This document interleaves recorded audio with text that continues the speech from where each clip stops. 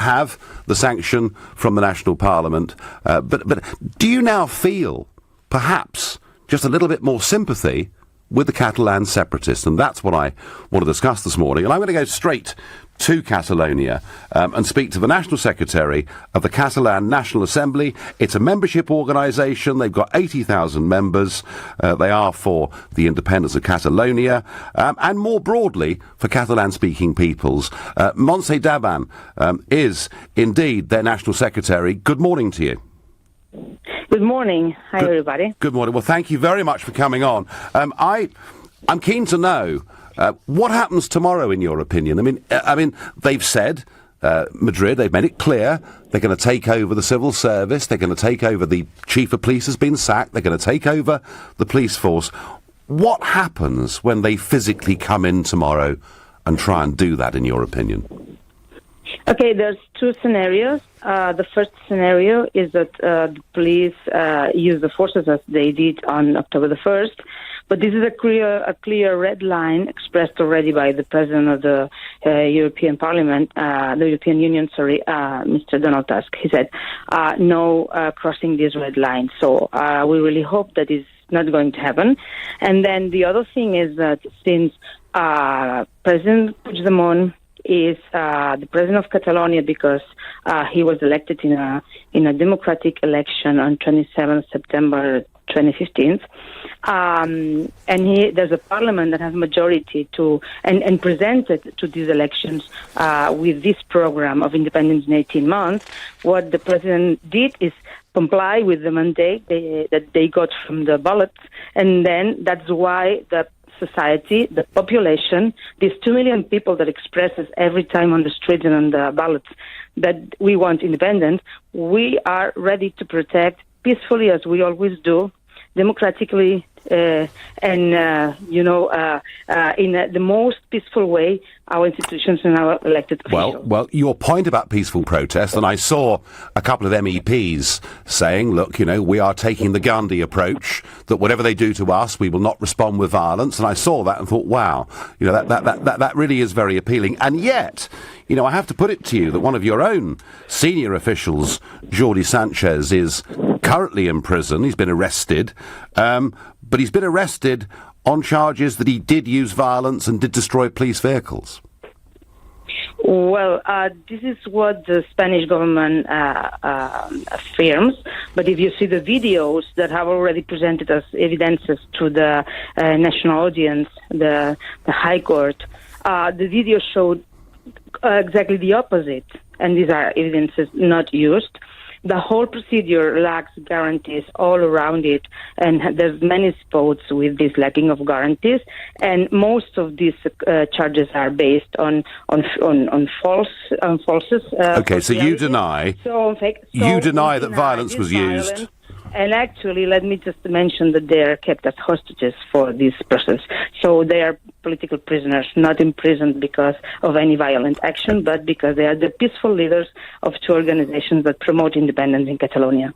Okay, now, you talked about your president, Carles Puigdemont, and you said he is the president of Catalonia, and indeed he says he's still the president of Catalonia, but under the Spanish constitution, he is legally no longer the president of Catalonia. And I'm just thinking to myself, how does a sensible, peaceful conclusion to all of this come? Now, the Rajoy, the Spanish Prime Minister, has announced a set of elections on the 21st of December. Do you recognise those elections as being legitimate? First, I will answer the three questions, actually, I detect in your question. Yeah. The first is that the constitutional law, the Spanish constitution, has been transgressed by the Spanish government many times. First, because it's the law intended to be applied in Catalonia is intended to be applied by a government that has broken the constitution in terms of its corruption activities and it's trying to hide everything that has been doing so far in this area by hiding, strengthening the hate towards Catalonia. So first, there's a government breaking its own rules many times. Second, the 155 they're trying to apply goes farther than what is intended in the Constitution. So there's also another breaking of the Constitution in that term. So this is not constitutional, the application of the 155. Okay, I mean, that's at the heart. That's at the heart of this debate and this argument. But what I'm asking you is, he has put forward these elections. Do you see these as legitimate elections in which you can prove to the world that there is a democratic majority for separating from Spain? Okay. Yes, I'm going to answer that, but first I wanted to state that your major, it was not true. I was denying the major. But okay, about the elections, we expect the government to decide what to do, and we still haven't heard the leading parties on that regard. What we say is that considered the same as the Spanish government tries to implement them as autonomous, a region within Spain elections, that is not possible at all because we are not anymore a region inside Spain. Maybe another possibility we've seen in the media today is consider that constitutive elections or a substitute for referendum. We expect the leading parties to inform on that regard, but never we would accept as a society autonomous elections anymore. Right, so you don't accept those elections. Fine. Would you accept if the Spanish government came back and said, OK, we need to settle this once and for all. We give you our permission to hold a full referendum done on a free and fair basis and that both sides accept the result. Would you accept that? We understand that despite the fact that our parliament has an absolute majority elected by the people, and the parliament had this mandate, we accept that at the eyes of the world, the more affirmations we have on that regard, the better.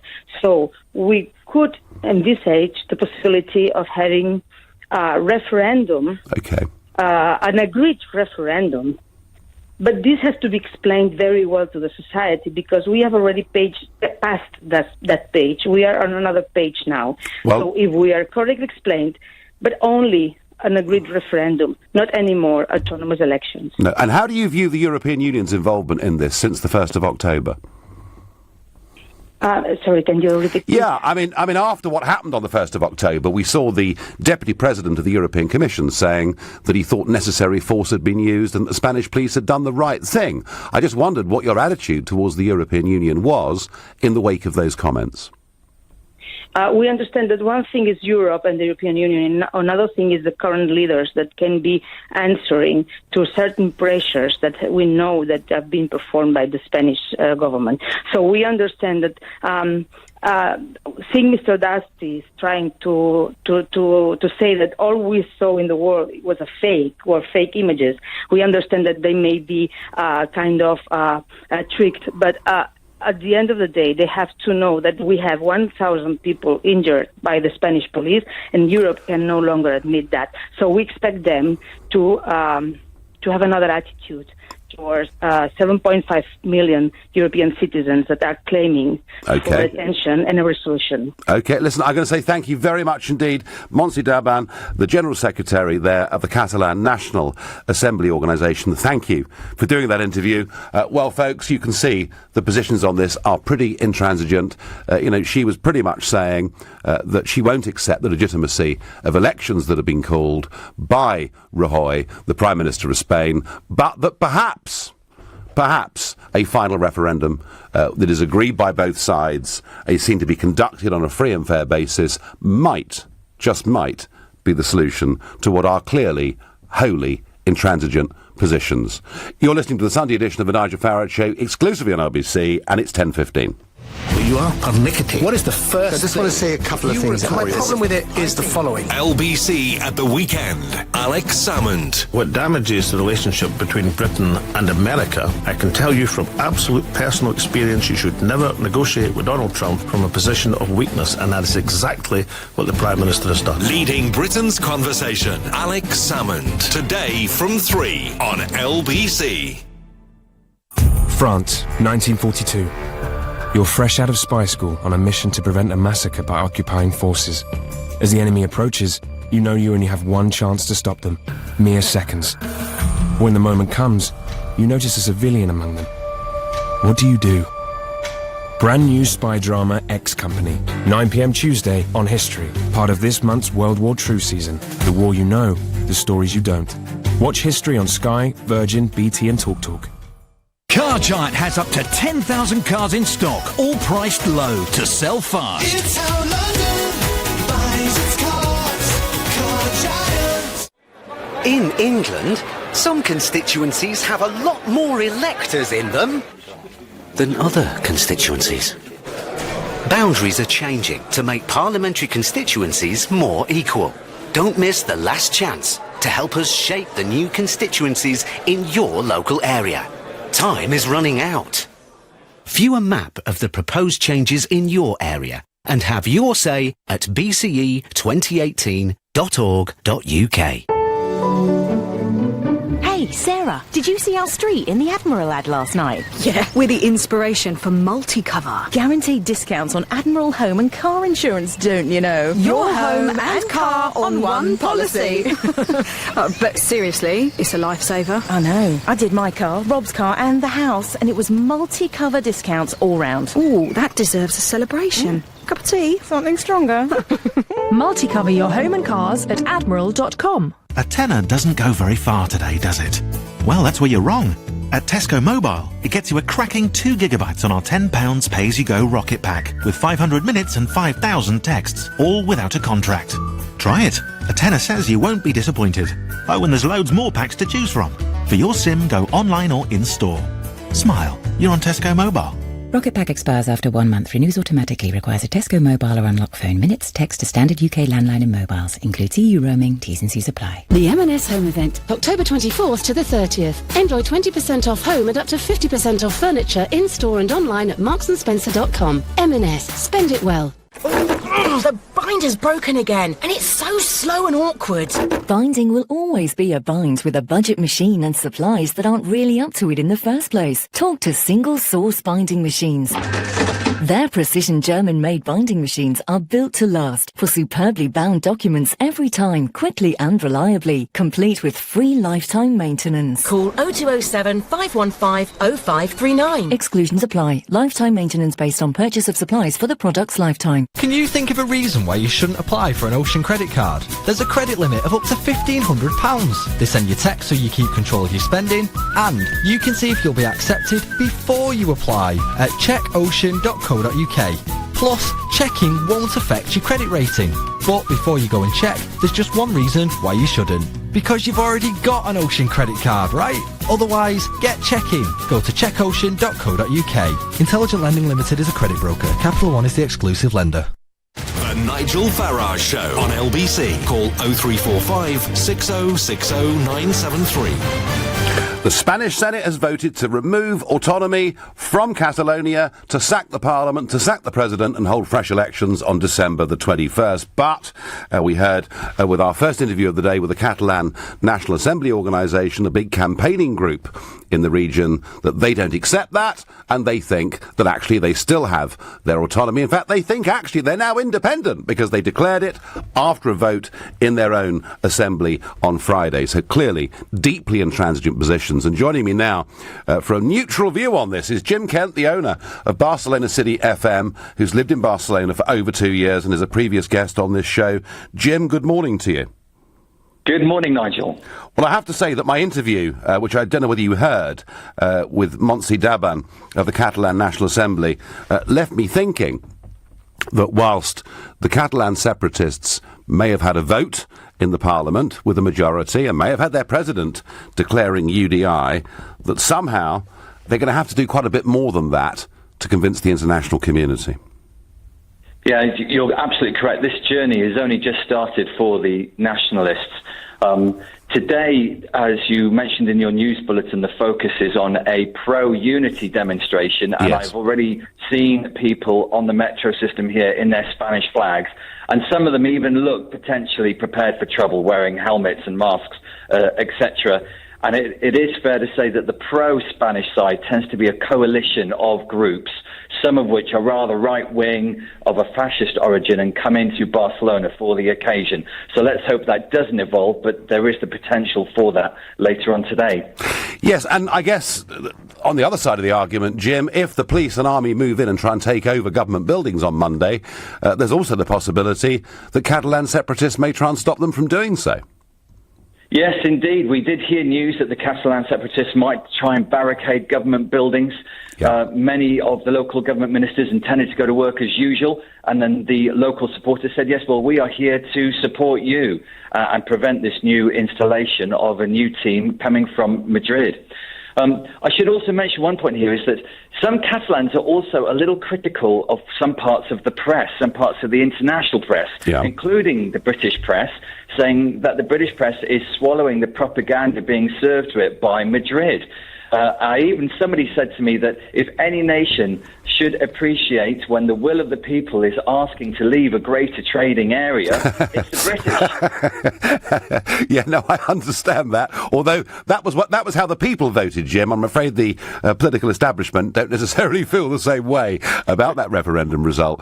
No, I mean, look, we've seen the European Union, we've seen the British government, we've seen everybody saying they don't recognise the events in Barcelona last Friday, and I do think they have much further to go to convince people. What I'm fascinated by is whether these elections on the 21st of December will effectively be boycotted by the separatists, or whether they will try and use it as an opportunity to show their legitimacy. I mean, what do you think? Well, I put exactly that question to various Catalans over the last 24 hours, and their initial reaction was, if there's an opportunity to vote, we want to engage with that. We do believe in democracy. We want to express a view. However, we do want to follow the lead of Carlos Puigdemont as well. So if he makes a decision to boycott them, as he may well do, as you heard in your previous interview, if these are just autonomous elections, effectively, people now are fiercely reacting against the sense of Madrid imposing elections. If these are actual constitutional elections here where Catalonia is deciding its own fate, you'll find people will support it far more readily.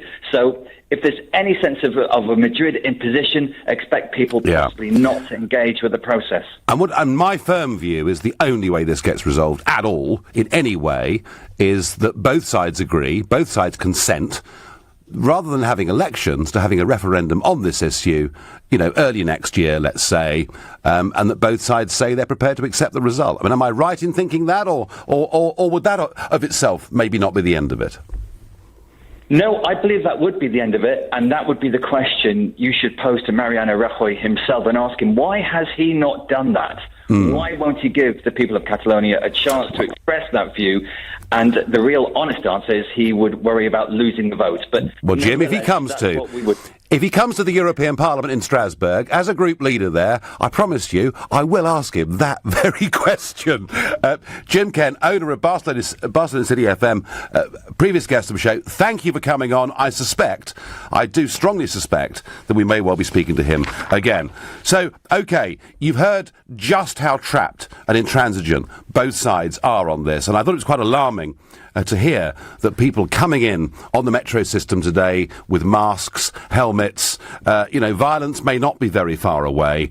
But given all that's happened over the course of the last month, do you now have more sympathy with the Catalan separatists? And if you do, and think they've been treated very badly, call me on 0345 6060 973. Maybe you think Spain actually is right to take back control, that the Catalonians have acted, or their leadership have acted, frankly, illegitimately, in which case you can text to 84850. Maybe you agree with me that surely a referendum is the only possible way forward to solve any of this, in which case, using the hashtag Farage and LBC, you can tweet at LBC, you can watch us on Facebook from here in the London studios and comment there too. And Ernie from Chiswick has called me. Ernie, good morning. Good morning, Nigel.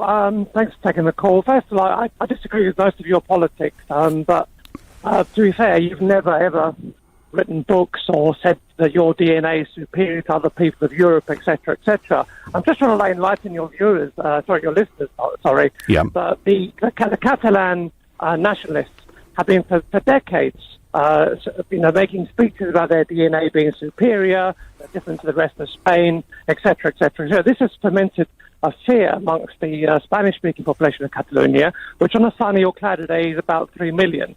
So I think you need to take that on board. Yes. Whilst there is a Falangist hangover in Madrid, and that's my country of origin. Originally, I'm born in Gibraltar, raised in Andalusia. Equally, the Catalan bourgeoisie knows exactly what it was stirring.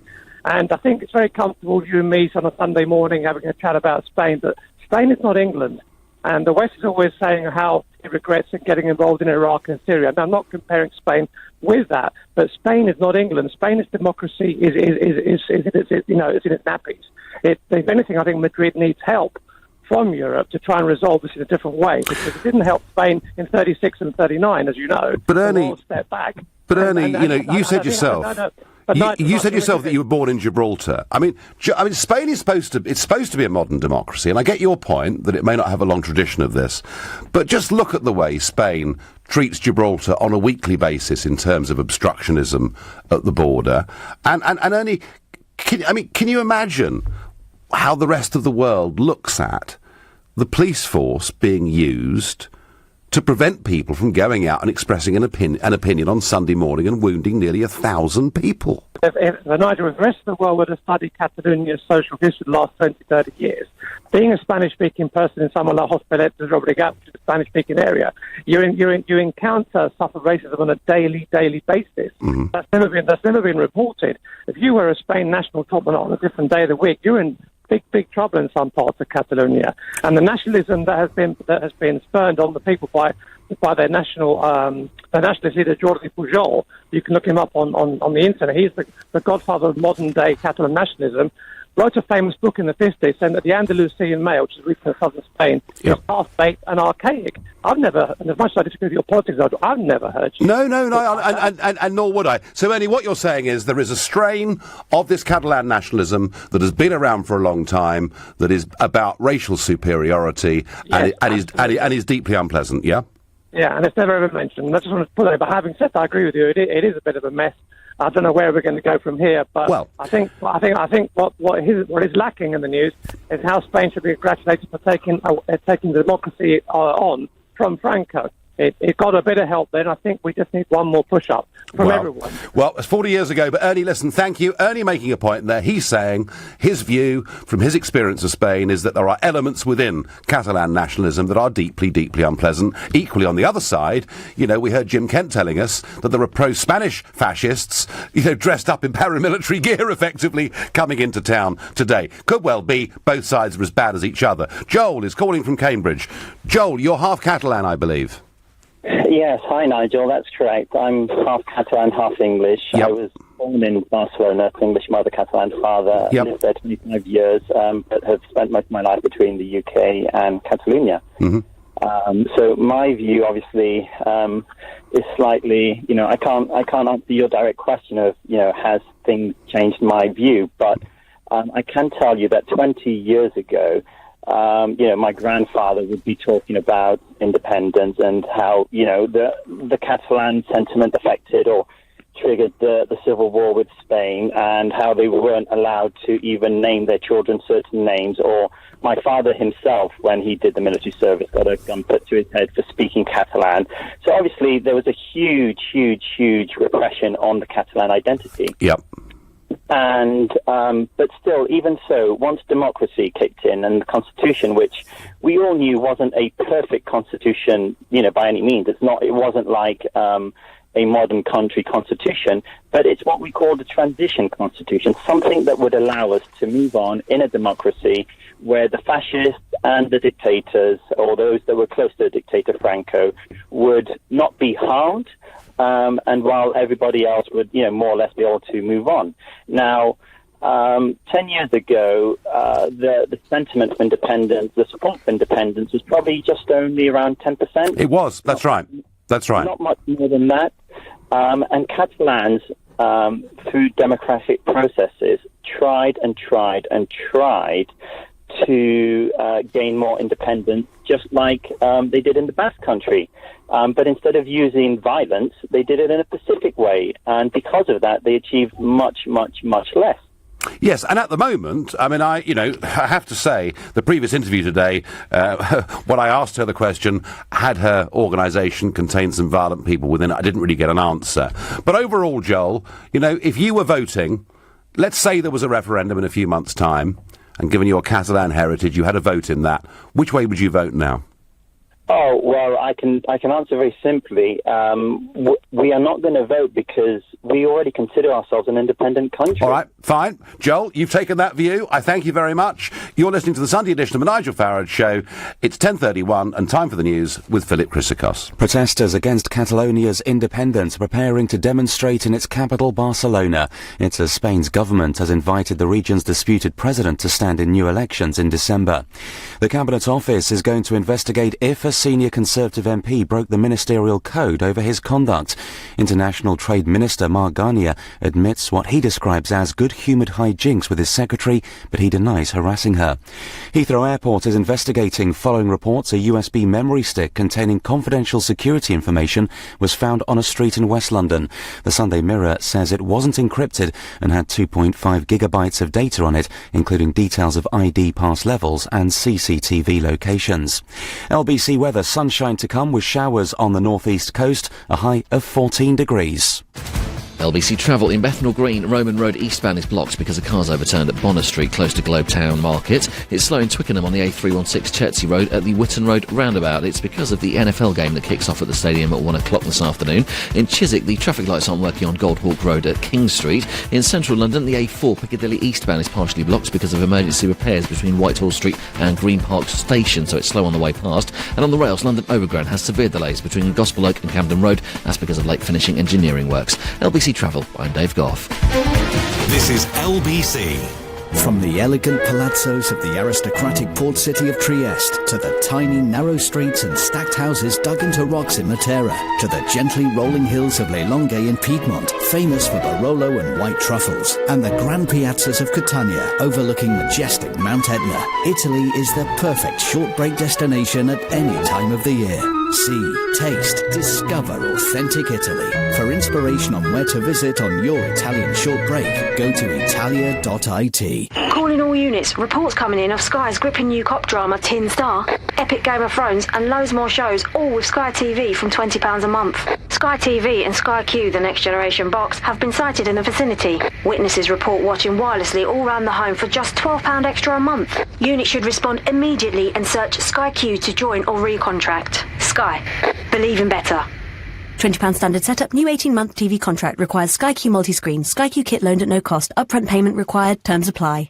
There's no need to scream and shout if your plumbing's gone right up the spout. There's a local hero for that. If your lights are leaving you in the dark, there's no need for a rude remark. There's a local hero for that. Whether it's plumbing, heating, drains or electrics, we've got a local tradesman who can help.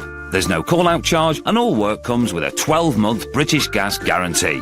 Book online now. There's a local hero for that. Localheroes.com. Welcome to London's exquisite Indian dining experience, Marla Restaurant.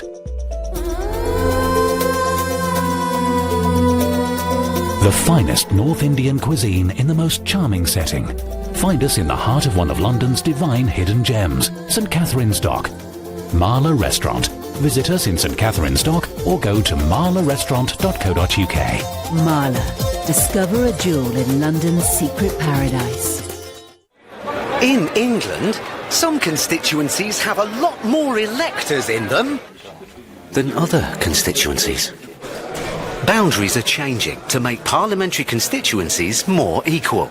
Don't miss the last chance to help us shape the new constituencies in your local area. Time is running out. View a map of the proposed changes in your area and have your say at bce2018.org.uk. 1 million is a gargantuan amount, isn't it? If 1 million people stood on each other's shoulders, they'd reach all the way to space. It'd be a bit cold at the top, though. Brr. So if I told you over 1 million people have chosen to sell their cars with WeBuyAnyCar.com, you might think, wow, I'm going to give that a go. Gargantuan. I like that word. Why don't you join them? Enter your reg number now at WeBuyAnyCar.com. Admin fee may apply. For more information, see WeBuyAnyCar.com/info. What if you could get that winning feeling every single month? With NS&I's premium bonds, every month you could win tax-free prizes from £25 up to £1 million. And NS&I guarantees that every pound of your savings is 100% secure because we're backed by HM Treasury. Who knew saving could be so exciting? Premium bonds at nsandi.com. Minimum initial investment £100. NS&I. Safer savings set you free.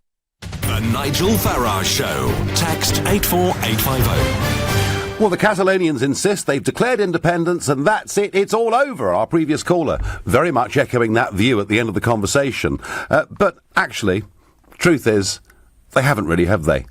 Because if they want the rest of the world to recognise their independence, they're going to have to go a lot further than this. But, on the other hand, Madrid is seen by many to have behaved pretty appallingly, and their friends and supporters in the European Union too. And I'm asking you whether, after the events of the last month, you now have more sympathy with the Catalan separatists. But before that, if you want a really good laugh and a proper example of what the Donald would call fake news, just have a little look at this today. Trump, Assange, Bannon, Farage bound together in an unholy alliance. And this is in today's Observer, and it would appear that I am the bagman. I'm the one running messages and exchanging information between the President of the USA and Julian Assange. I am the bagman. Well, let me just tell you, this is a complete lot of baloney. I have said it before. I will say it again.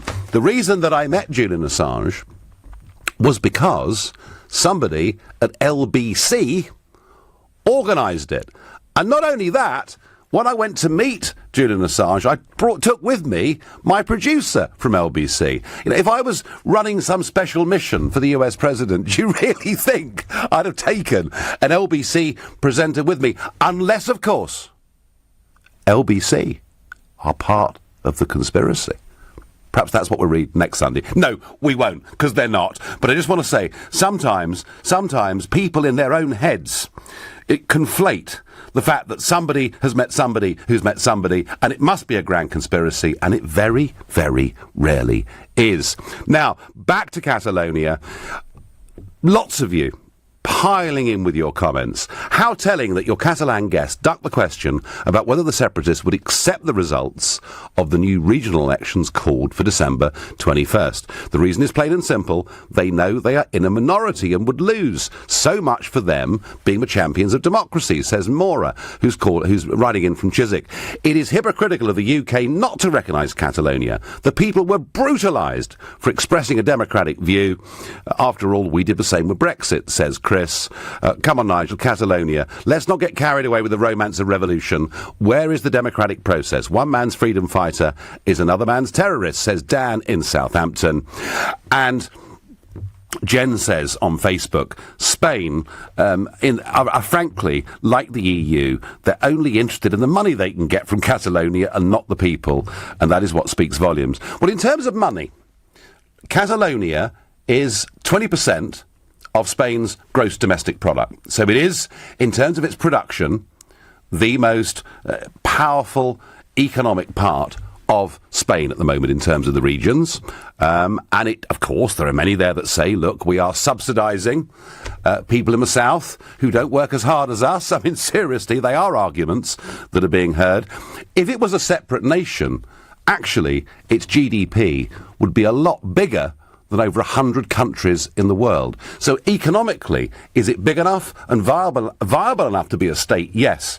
My view is this. You know, ever since the ending of the First World War, we have recognised internationally the principle of national self-determination. In fact, so much so that it's written into Chapter 1 of the United Nations Charter and Resolutions. And it says the UN Charter is to develop friendly relations among nations based on respect for the principle of equal rights and self-determination of peoples. And I think that the only way we can solve this is for both sides to accept that it has to be a big, free and fair referendum and the Catalan people decide, just as in many ways David Cameron did that with the people of Scotland.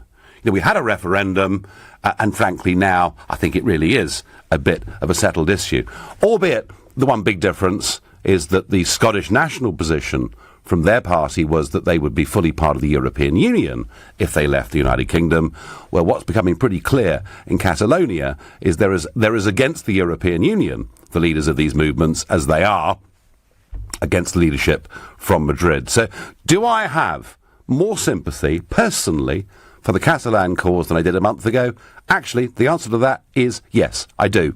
I think the way the international community have ganged up and tried to crush them, I think it's absolutely monstrous. I think Frans Timmermans' comments, and don't forget he's Juncker's number 2 in the European Commission, where he basically said, look, the rule of law had to be applied, necessary force was used. I thought it was a monstrous comment. And a comment made by a European Union who, as Juncker himself has said, the cracks are beginning to show. And Catalonia breaking away would frankly make Brexit look like a Sunday afternoon picnic. John from Formby is calling me. Good morning, John. Yes, good morning. So do we feel more sympathy now for the Catalan separatists than we did a month ago? Yes, absolutely. There's 2 points I'd like to make. The first one is a general one. That there seem to be winds of change throughout Europe. There is fragmentation. We've seen Yugoslavia and Czechoslovakia go. Mm-hmm. And there's talk in Belgium of a split between the Dutch speakers and the Walloons. And of course in this country we've got the antics of the bonny wee sturgeon and the slippery salmon. So this seems to run counter to the EU's project of a unified Europe. It all seems to be breaking up. One of the odd things, John, about your point is that for at least 25 years, one of the things the European Union tried to do was to have a very strong regional policy, to encourage regionalism, because I genuinely think they believed if people felt as regions they had a big say in the European Union, it would actually detach them from their sense of national belonging. But now, it appears with Catalonia, it's started to go back the other way. Yes, well, that seems to be a classic divide and rule tactic. Yes, exactly. But the second point I would make is that I won't be convinced about Catalonian independence until I'm convinced that the majority of Catalans want it. And therefore I agree with you that there has to be a referendum, and that the handling of the affair by the Spanish government has been repressive, and it brings back memories of Hitler's Anschluss with Austria. Same sort of tactics. Well, there are all sorts of unpleasant historical analogies we could use with what apparently is going to happen in Barcelona and elsewhere over the course of the next couple of days. John from Formby, I thank you. And they held their referendum, their illegal referendum under Spanish national law, and they got 92% to vote for independence, for separation, but on a 43% turnout. Imagine if this was the referendum that mattered and the turnout was 85%. Who knows? I can't predict which way this would go. All I've felt ever since October the 1st is that a lot of fair-minded people who might be in the middle would look at the way that Spain particularly had behaved and think, you know what, the hell with you, we'll go on our own. I suspect that if the Spanish had not behaved, the national Spanish government had not behaved the way they did on the 1st of October, I'm not sure, frankly, we'd even be having this discussion, because I think internationally then, the separatists would be seen to be making an argument from a minority point of view without any legitimacy. It is the fact that they can now say, we are the wounded party, that I think has played into their hands. You're listening to the Sunday edition of the Nigel Farage Show, exclusively on LBC. It's 10:45. This is LBC. Is your business structured in the correct way to manage your exposure to income tax, capital gains tax and inheritance tax? Does your business structure assist you in achieving your goals? Or do you feel like you suffer a tax charge every time you want to do something new? Let Barnes Rofe look at your business structure and see if we can help you with these issues. Visit barnesrofe.com. Barnes Rofe, clever accountants for business. Calling all units, reports coming in of Sky's gripping new cop drama Tin Star, epic Game of Thrones and loads more shows, all with Sky TV from £20 a month.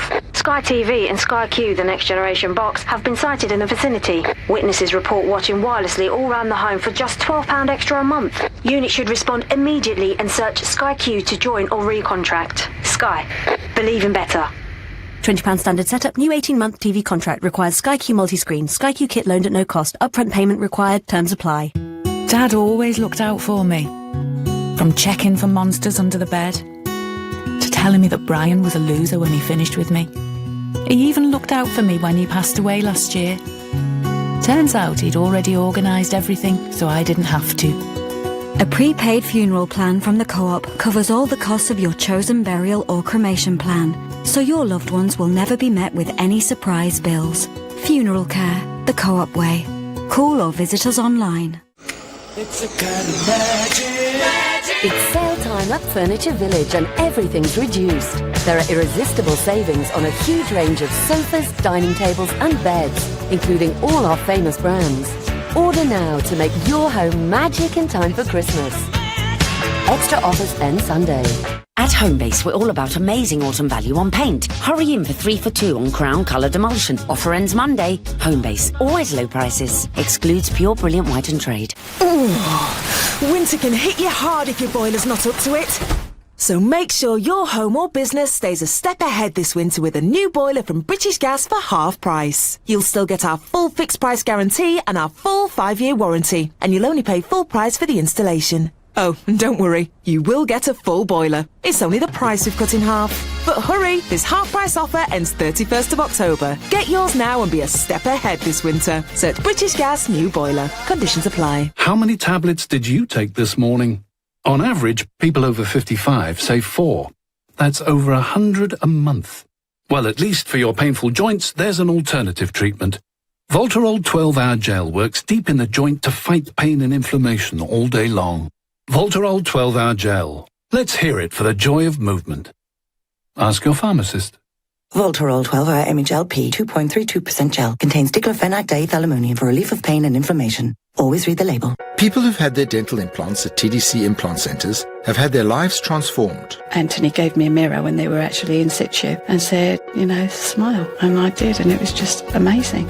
We gave Sylvana a full set of implants and beautiful fixed teeth in just one day. Around 3 months later, we exchanged her fixed teeth for her final permanent set. I said, Mr. Zubitz, I do believe that you've made me look younger. Book your free consultation today. Visit smileinaday.co.uk. The Nigel Farage Show on LBC. Do we feel more sympathy for the Catalan cause over what's happened in the course of the last month? Rosario on Facebook doesn't and says the law is the law. If you defy the law, you know what happens, and that's what's gone on in Catalonia. Well, yes, but there is this thing called the UN and the principle of national self-determination. Surely people's voice ought to be heard. Barry says on Facebook, what happens if Catalonia has a referendum and votes to be independent? Will it be accepted? Well, Barry, that's the point, isn't it? That Rajoy, the Prime Minister of Spain, needs to say that we will have this referendum and we will accept the result. And in that case, yes, they would be independent. But Barry, it's by no means certain that those who want separation, those who want independence would win. It is by no means certain. But I cannot see how you could end this argument unless you go down that route. Helen says, I agree that a referendum should be allowed. Kerry says the EU will mobilise an army of Remainers to demonstrate Spanish unity in Barcelona. They might, Kerry, but that could go the other way, it seems to me. Martin is calling me from Balham. Good morning, Martin. What's your view? Hey, Nigel, I was a Remainer. I'd never found myself saying this, but I totally agree with you on 2 points. First of all, you're completely free to meet whoever you want, if that's the President of the United States or Julian Assange. You're a free citizen. That's very sweet of you. Thank you. Very good. Okay. Good on you. My second point is that the Catalan situation, although we're on other sides of the EU conundrum, I think the EU is in a real pickle here. I say that because from Tusk's perspective, he can't support Spain breaking up, because if you let Spain break up, the Belgians are going to follow, the Italians are going to follow. They had regional referendums last week, as you know, for more regional autonomy. And there's a lot of groundswell pressure in Europe for regional identity. So the EU's damned if it does, damned if it doesn't. Well, Martin, there's one slight difference. That when the Scottish referendum was taking place, what was clear to me in the European Parliament is they all wanted Scotland to vote to leave the United Kingdom because Alex Salmond was so fanatically pro being part of the European Union and for years had supported joining the euro currency. The difference here, Martin, fragmentation is tougher to manage, but the real difference here is that there's a strong strain within the Catalan independence movement that is totally opposed to the European Union. So in a way, it poses a mortal threat, doesn't it? Well, I mean, what's going to happen if there's riots on the streets of Barcelona again and people get hurt, and then we have a civil war in Europe? What's the EU going to do then? Well, I don't know, Martin, but I tell you what I think about the European Union, and okay, we're at this from different angles, but when it comes to anything the Polish government does, they intervene and comment and criticise. Anything the Hungarian government does, they intervene, comment and criticise. Anything the British government does, they don't like over the years. They intervene, comment, take us to court and all the rest of it. And yet here is a so-called modern-day democracy injuring nearly 1,000 people. They said nothing, and I challenged Juncker directly on this in the European Parliament. I said, you haven't said a dicky bird on this. And then when they do say something, they say necessary force was used. And they appear, Martin, to me, as a leaver, but they appear to me to put European integration as a process above any sense of morally what is right or wrong. As a Remainer, I would say Europe is about liberties, and that's why I think they should have condemned the state action. Yeah. Is it possible, Martin, that the European Union is a less pleasant place than you thought it was during the referendum? Well, Nigel, I believe sharing is caring, and I believe in reform of the EU. I think we've got a bad political leadership in the centre, which needs to be more listening to the concerns of voters in Europe and needs to change. But for me, that wasn't a reason to leave. But no, sure. OK, but Martin, overall, do you feel more sympathy with the Catalans now than you did a month ago? Yes. Splendid. Thank you very much indeed. Bruce is calling from Henley. Bruce, good morning.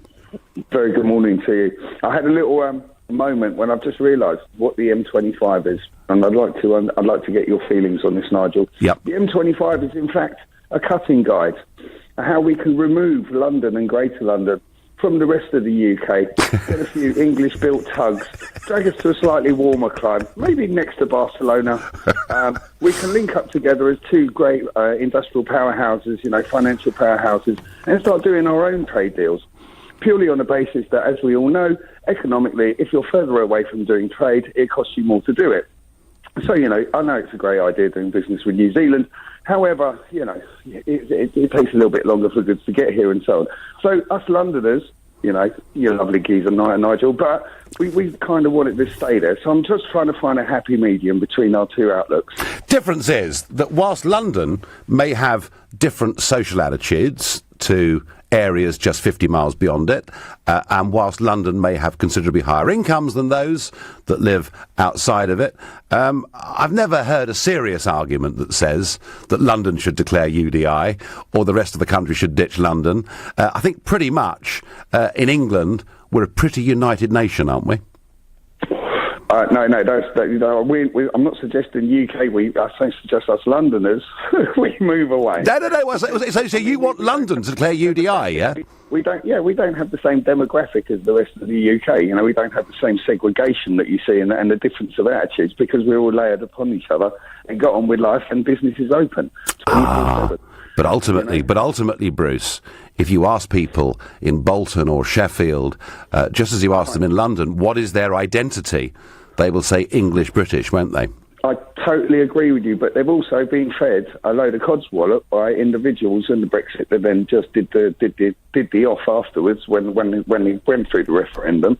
Not pointing any fingers, Nigel. Who did the off, Bruce? Bruce, some of you guys out there, hang on to these myths. Michael Gove is currently running agriculture and fisheries, albeit with a little local difficulty to sort out after yesterday. Boris Johnson is the foreign secretary, and I'm still leading a group in the European Parliament. None of us did the off, but I thank you for your call. John is calling from Germany. Is it Gütersloh? Is that how I pronounce it, John? It's Gütersloh. Okay, well, I got that wrong. But never mind. Good morning to you. Good morning. The Catalan independence movement are doomed. They've gone off showboating any sympathy anybody might have had. They appeal to their own support base, nobody else. They got a platform in that Catalan parliament and have used it to claim credibility, gone off organising this referendum. Yep. There's going to be another election. Spain has moved in. The vast majority of people will turn up for that election in December, and they will be crushed and removed from that parliament. That's what's going to happen here. I appreciate you're quite right. If they had been able to agree a mutually agreed independence referendum with Spain, that every party could have agreed. But it's gone beyond that now, Nigel. Do you think, John, that these elections will solve the problem then? It will solve the problem technically in short term. There'll no doubt be rumblings from the Catalans, from the Catalan independence movement thereafter. But really, they put the national government into a corner with it. They did handle it badly, the national government, which hasn't helped the situation. But I don't doubt, John, for a minute. I don't doubt for a minute that the Catalans were very provocative in holding that referendum, as they've been provocative in declaring UDI. I don't doubt that. But all the while, they are seen to be peaceful and decent. And I have to be honest, looking at those images of people in the square in Barcelona on Friday night, they did appear to be decent and reasonable. All the while they maintain the higher moral side of the argument, the more sympathy, I think, ordinary folk will have for them. But you may well be right, John. You know, and other people have made this point, that it may well be that actually Puigdemont, claiming he has a majority is actually false. I have more sympathy for them than I had a month ago, but I certainly wouldn't recognise them as an independent state yet. They haven't proved their legitimacy. So I agree with that point, John, completely, and I thank you for your call. Can we stop speaking about Catalans and say the independents? They are only a part of the population. Yeah, no, you're absolutely right. We must be very careful about that. There are, people living in Catalonia strongly on both sides of the argument. Would Spain want to hang on to Catalonia if they were poor? Unlike Scotland, they are not subsidised by Madrid, says Julia. Actually, yes, they would. They fear the integrity of Spain. They fear it breaking up. And my last caller on this subject this morning is Rudy, who's calling from Exeter. Good morning. Yeah, hi, Nigel. My point is this, right? Whether you agree with them or not, they're supposed to be in a democratic union, which obviously we know they're not. So they should have the right to have their say in their vote. And if they're so sure that the majority of the people would stay to be part of Spain, then why are they frightened of having a referendum? And why were they actually stopping the ballot boxes on the previous time back in October? Rudy, I think you make a perfectly fair point, a perfectly fair point. And Rudy, the point is that the United Nations Charter and resolutions make it clear that people are entitled to national self-determination, and it appears that Spain wants to stop them from doing that. And finally, Rudy, just very quickly, if you were Catalan now, which way would you vote? I'd vote to leave, because the thing is this, right? What people are not asking, with all these politicians that want to remain, and it's the same in the UK, what's in it for them? Point two, if being a part of the EU is so fantastic, why are most of the countries on their knees, and why do they all want to come to Britain? Well, there you go, Rudy from Exeter, I thank you. That's the end of that conversation. Looking ahead, a Conservative Member of Parliament has written to all the UK universities demanding a list of professors who were teaching students about Brexit, and there's been a big backlash from the academics. Is it right for this MP to question how Brexit is being taught? If you think yes, Brexit should be taught without any prejudice, call me on 0345 6060 973. Maybe you think it's right that teachers and lecturers give their own opinions on Brexit, in which case text to 84850. If you're a student, tweet me using the hashtag Farage at LBC, at LBC. Tell us how you're being taught, and of course you can watch the show live by going to LBC's Facebook page and commenting there too. On FM, online, on your mobile and on digital radio. Leading Britain's conversation. This is LBC. From Global's newsroom at 11 o'clock, a huge demonstration is starting in Catalonia's capital, Barcelona, against the region's declared independence from the rest of Spain. With Madrid having imposed direct rule on the region and removed its president from office, Carles Puigdemont's deputy insists he's still in charge. Jim Kent, who's a business owner in Barcelona, has told Nigel about the demonstration's atmosphere in the Catalan capital. Some of them even look potentially prepared for trouble, wearing helmets and masks. It is fair to say that the pro-Spanish side tends to be a coalition of groups, some of which are rather right-wing, of a fascist origin, and come into Barcelona for the occasion. So let's hope that doesn't evolve, but there is the potential for that. A senior Conservative MP is being investigated over claims he broke the ministerial code of conduct. The Cabinet Office is leading the inquiry into the International Trade Minister, Marc Garnier. He admits what he describes as good-humoured hijinks with his former secretary could look like dinosaur behaviour, but he denies harassing her. Heathrow Airport has begun an investigation after a USB memory stick reportedly containing confidential security information was found on a street. It was discovered by a passerby in West London, who then handed it to the Sunday Mirror, as LBC's Cynthia Templeton reports. It's understood the unencrypted USB stick contained files relating to security measures used to protect the Queen at the airport, ID types needed for restricted areas, and CCTV information. A spokesperson for the airport said security plans had been reviewed and an internal investigation's begun. A number of senior Conservative Party donors are encouraging Theresa May to walk away from a Brexit agreement if it's unsatisfactory and unfavourable. Speaking to the Observer newspaper, they point to David Cameron's failure to secure big concessions from the EU before last year's referendum. A new law is going to be introduced to stop parents cheating their way out of paying child maintenance. At the moment, deductions can only be taken from a sole bank account, not a joint account held with a new partner. NHS England is warning the way the health service is organised is putting patients' lives at risk. Its medical director, Professor Sir Bruce Keogh, has told the Sunday Telegraph a central system is needed to oversee patient safety in the NHS. Anthony Joshua is still the WBA and IBF heavyweight champion after defending his titles against Carlos Takam. The match was stopped in the 10th round in Cardiff, meaning the boxer has now 20 professional fights without a loss. A reminder, the clocks have gone back an hour. British summertime has ended, which means the time is now almost 3 minutes past 11. LBC weather, sunshine to come with showers on the northeast coast, a high of 14 degrees. From Global's newsroom for LBC, I'm Philip Chrysikos. The world of work changes fast, but with the right skills, you can really get ahead. Skills like creativity. When starting your career, you bring a fresh perspective, so you might spot a way to improve something that others haven't. Even redesigning a report needs creative thinking. So have a clear goal and think freely about how you could achieve it. To make sure you have the right skills to succeed in today's workplace, search Barclays Life Skills. Barclays. Let's go forward. LBC Travel in Bethnal Green, Roman Road eastbound is blocked because a car's overturned at Bonner Street near Globetown Market. In central London, the A4 Piccadilly eastbound is partially blocked because of emergency repairs between Whitehall Street and Green Park Station, so it's slow on the way past. It's slow in Twickenham on the A316 Chertsey Road at the Whitton Road roundabout. That's because of the NFL game that kicks off at the stadium at 1 o'clock this afternoon. In Chiswick, the traffic lights aren't working on Goldhawk Road at King Street, and on the Tube, there's no service on the Bakerloo line all day. That's because of engineering works. LBC Travel, I'm Dave Goff. This is LBC from Global, leading Britain's conversation. The Nigel Farage Show.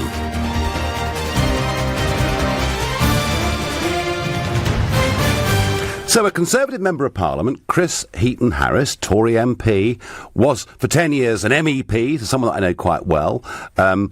In the campaign, a staunch Brexiteer. He's a junior government whip, and he wrote to all the universities in the country a letter asking for a list of professors and asking for the syllabus that is being taught to people in our universities about Brexit. One guesses that he did it because he was concerned that maybe Brexit was being presented at universities in a bad light, and there's certainly plenty of rumour and gossip about that. But was he right? Was it a fair thing for him to do, to write this letter? Or was it, as the huge response that's come from the universities, was it actually McCarthyism? Was it him trying to single out individual lecturers and professors whose view of the world he didn't like in a campaign to have them removed?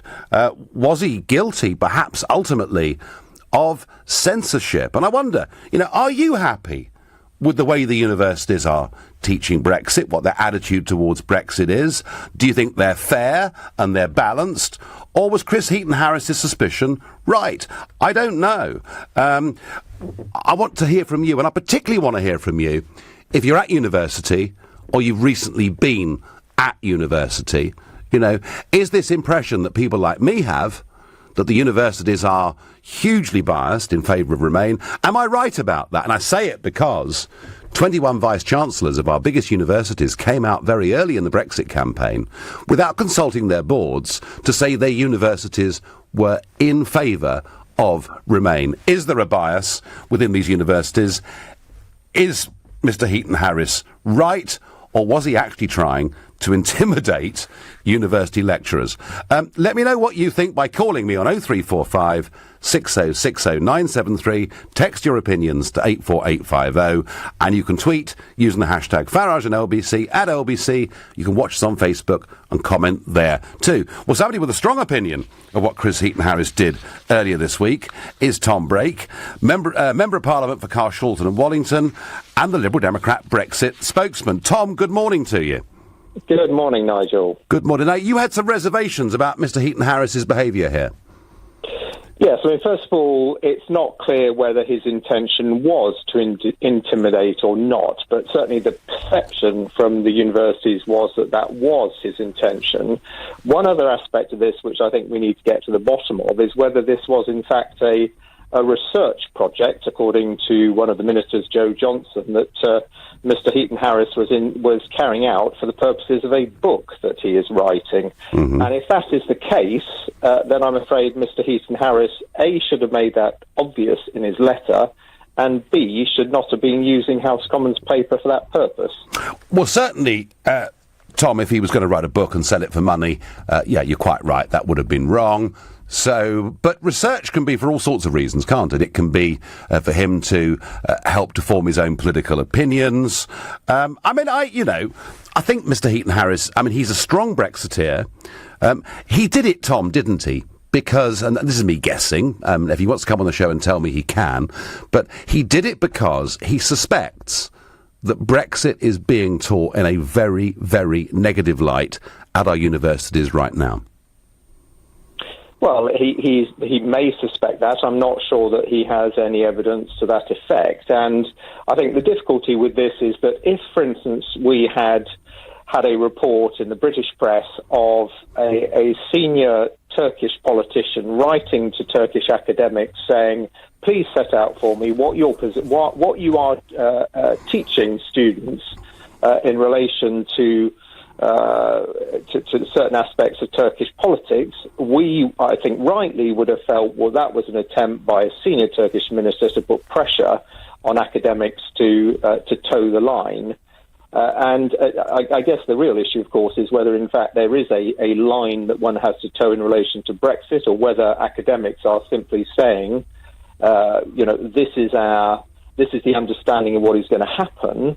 And one of the difficulties that Mr. Heaton-Harris has, of course, is that the 50-plus sectoral reports that the government have commissioned, which we as taxpayers have paid for, that are looking at the impact of Brexit in over 50 sectors, the government are not willing to release that. So it's actually difficult for certainly the public to know what the impact of Brexit is, because the government's not willing to share with us. Yeah, that's a slightly separate argument, though, isn't it? I mean, the real question here is, Tom, do you feel that our universities, in the run-up to the referendum and since, have behaved even-handedly and fairly?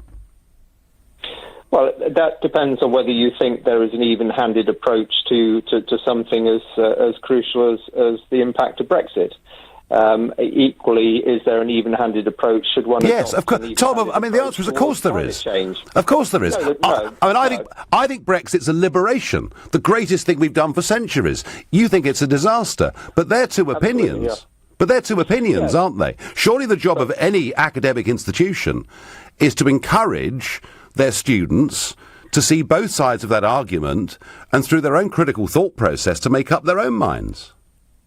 Well, yes, but equally in relation to something like Brexit, I know clearly you're a strong Brexiteer, sure. But in fact the evidence of economists, the evidence, what businesses were worried about was that there would be a very significant impact on I tell you what, Tom. I tell you what. There was only a minority of businesses, a very small minority. Tom, I could take you this week. I could take you this week to meet some of the biggest, most successful entrepreneurs this country has produced, in the last several hundred years, who would tell you they think Brexit is a fantastic global opportunity for the country. But that isn't the point, is it? Surely the point about university is that the universities should not take political sides on matters like this.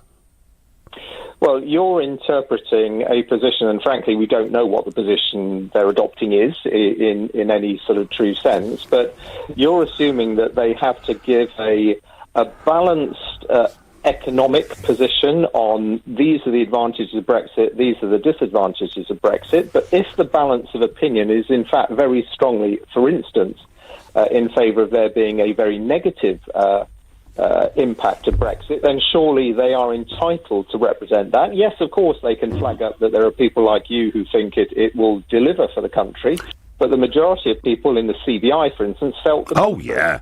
But the CBI wanted us to join. But that is a separate argument. I mean, Tom, so you think, according to your view of this and what economists or the CBI think, do you think it was absolutely fine and reasonable for 21 vice-chancellors of those universities in the referendum to stand up and say, we're advocating Remain? They have to, I guess, look at the impact on them as a university, and it's very clear that the university sector, particularly in terms of science and research funding, has in fact been a net beneficiary of our membership of the European Union, so I'm sure they're reflecting that, and of course they're also reflecting on the fact that universities are part of often an EU-wide, yes, sometimes with Americans as well, but principally EU-wide networks who deliver on a range of projects. So I'm sure that is what they were looking at in terms of money. If it's going to be good for us or not. Money, that's what they were looking at. Tom, wasn't it? Money. They were looking at research, they were looking at exchange, they were looking at the benefits that they got as universities from having a close working relationship with the EU partners, which is now going to be damaged, I'm afraid, as a result of Brexit. And what should Mr Heaton-Harris do now, in your view? Well, Mr Heaton-Harris, he's obviously put that request out there. It hasn't been treated very favourably with the universities. I think at this point he needs to desist and stop pursuing an agenda which, even if it isn't his intention, can clearly be perceived as an attempt to put pressure on the universities to toe whatever he thinks is the right line. OK. Tom Brake, thank you ever so much indeed for that opinion. Well, Tom and I couldn't be further apart on this. He thinks that because the CBI and economists during the campaign and since think it's going to be a disaster, that it's perfectly reasonable for the universities to teach in that way. I think it's an outrage. I don't think universities should take positions on this. I think they did it during the referendum. Do you know why? Do you know Oxford University, Oxford and Cambridge between them, get 100 million quid a year from the European Union? That effectively what the EU has done through its funding and research programmes is something I'm not even sure that totalitarian regimes are as successful at taking over the tertiary sector of education in the way that the European Union have. And I think it is unbelievable that 21 vice-chancellors during the course of that referendum campaign, urged a Remain vote. I don't think we're teaching our young people genuine critical thinking. I'm worried about it, and I see example after example of young people saying to me, actually, they dare not admit to their peer group that they are pro-Brexit, or that they voted Brexit, that even if they're writing in their essays, they fear they might be marked down if they're in favour of Brexit. Tell me I'm wrong. Tell me I've got carried away with this. Tell me, actually, it's all fine and dandy, and that Tom Brake's opinion is right, that it's OK to teach a slightly negative view of Brexit because the CBI think that's the case. You're listening to the Sunday edition of the Nigel Farage Show, exclusively on LBC. It's 11:15. Nick Ferrari at breakfast on LBC. The leader of Catalonia has ruled out calling a snap election in the hope that perhaps it could ease tensions with Spain. Professor Richard Youngs, who's an analyst of international relations at Warwick University. The Spanish government will prevail, but I think the trouble is long-term what they're doing is stirring up more frustration, more hostility, and this could be the beginning of a very long conflict. Nick Ferrari at breakfast. With Hampton by Hilton. Book direct for the lowest price. Every weekday morning from 7, only on LBC. Calling all units. Reports coming in of Sky's gripping new cop drama Tin Star, epic Game of Thrones, and loads more shows, all with Sky TV from £20 a month. Sky TV and Sky Q, the next generation box, have been sighted in the vicinity. Witnesses report watching wirelessly all round the home for just £12 extra a month. Units should respond immediately and search Sky Q to join or recontract. Sky. Believe in better. £20 standard setup, new 18-month TV contract requires Sky Q multi-screen. Sky Q kit loaned at no cost. Upfront payment required. Terms apply. It's Super Weekend at Lidl, with up to 40% off selected products. Get a bottle of Chardonnay Reserva Privada, only $3.49. A pack of assorted fruit lollipops, just 59p. And a box of milk and chocolate mini bars, only 49p. Lidl, big on quality, little on price. Subject to availability, and I may vary selected stores while stocks last. What if you could get that winning feeling every single month? With NS&I's premium bonds, every month you could win tax-free prizes from £25 up to £1 million. And NS&I guarantees that every pound of your savings is 100% secure, because we're backed by HM Treasury. Who knew saving could be so exciting? Premium bonds at nsandi.com. Minimum initial investment £100. NS&I. Safer savings set you free. Contact! Wait! Out! Hello! 0! This is Charlie! 3, 2, over! 0! 0! Is anyone there?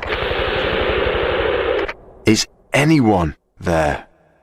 Loneliness is an invisible enemy faced by many veterans every day. 41% aged 25 to 45 have felt lonely, isolated or suicidal since leaving the armed forces. SAFA, the Armed Forces charity, provides vital support to the most vulnerable.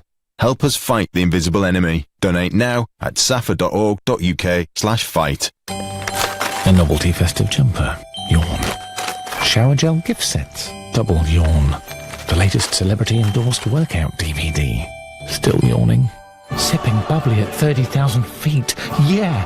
Going big in LA! Hell yeah! Going even bigger in the Big Apple. Yeah, and triple yeah. This Christmas, get friends and family to chip in towards a Virgin Atlantic flight at whereIwantforchristmas.com. Virgin Atlantic. Let it fly. Enhance your lifestyle with unique kitchen and bathroom designs from Alaris. Whether you want technically advanced German kitchens from ProNorm or classic quality kitchens from Nearway, Alaris has what you're looking for. Or enjoy your dream bathroom with Alaris Bathroom Designs. For free design and competitive prices, visit Alaris at Crossways, Dartford, or alariskitchens.co.uk. Transform your home with Alaris. The M&S Home Event, October 24th to the 30th. Enjoy 20% off home and up to 50% off furniture in-store and online at marksandSpencer.com. M&S, spend it well. The Nigel Farage Show. Text 84850. So Chris Heaton-Harris, Member of Parliament, Junior Whip, writes to the universities and says, please tell me who's teaching Brexit and what the syllabus is. Are the young people there being given a fair and balanced view? And he's met with outrage. He's behaving like a McCarthyite, a censor. Thou doth protest too much, I thought, very, very quickly. And I just interviewed Tom Brake, who's the Liberal Democrat Member of Parliament for Carshalton and Wallington, and he's their Brexit spokesman, and he genuinely believes that because the CBI and other economists and businesses say Brexit's a negative, that is what the universities should be teaching. And I passionately disagree with that. I think the universities should be absolutely neutral. Tough, though, when they're getting all this money, isn't it, really? I wonder what Catherine in Ealing makes of this debate. Good morning, Catherine. Oh, hello, Nigel. Yes, well, there's an article in the Sunday Telegraph today on this very issue. There is. And students are saying exactly what you're saying, that they can't express their views because they feel they're going to get marked down in their essays if they come out in favour of Brexit or make arguments in favour of Brexit. And they feel obliged to, toe the line and be pro-Remain when they're not really like. That isn't their real views. And yes. That, to my mind, is not university education. Well, I couldn't agree more, Catherine. I couldn't agree more. It's surely critical thinking is that young people are exposed to both sides of an argument and make their own minds up. Yes, that's what the university should be doing. They should be saying, OK, look, we get all this funding from the EU for our research and put that on the one side.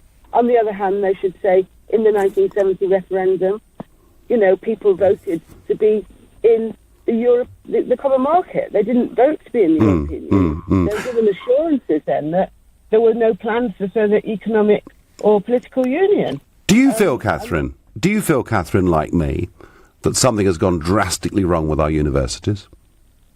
Oh, definitely. I think it's basically people are buying a degree now. They're paying £9,000, or their parents are. They're buying that degree, and I think that I went to university a long time ago, but it wasn't like that then. It was genuinely. You got really good education. You were able to express yourself, and freedom of speech, freedom of thought was the thing most valued when I was there, certainly. And so it still should be. Catherine, I thank you very much. It's even worse than Catherine says, because it isn't just large sums of money that are going into research. There are large sums of money actually directly going into, from the European Union, what students are taught.